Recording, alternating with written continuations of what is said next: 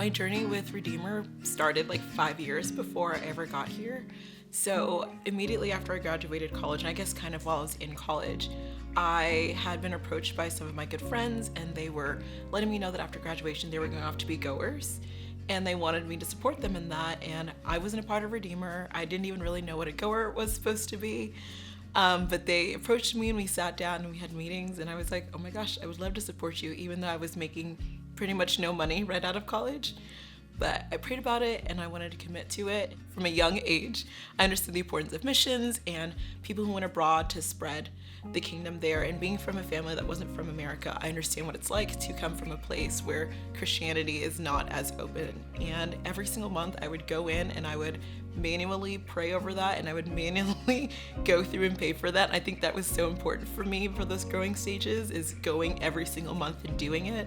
Because it's one thing for it to automatically be drafted out of your bank account and then it's just another expense, but it's another thing to go in there every single month, pray about it, and say, I am letting go of this to support something that I care about. I think both with being someone who supports a goer and someone who is a goer, there is learning curves on both sides. So I remember the first couple of newsletters from goers were like, we're figuring things out, we're learning the language, we're doing X, Y, and Z.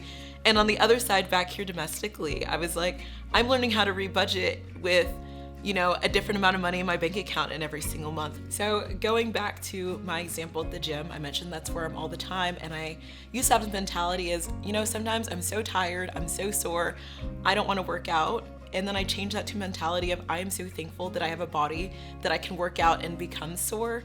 And so when I thought about that in terms of generosity, I thought, you know what?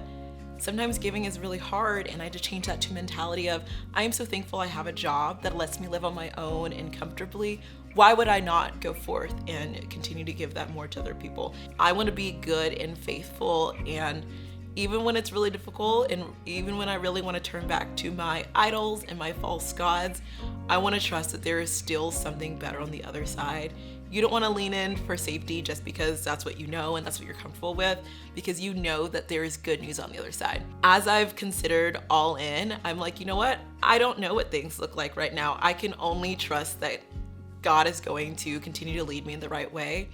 I mean, maybe it's cliche to say, but I was all in for a long time, and I'm excited to continue being all in with that, because it's exciting what Redeemer has going on here. It's exciting what Redeemer has going on around the world, and I couldn't imagine not being a part of that.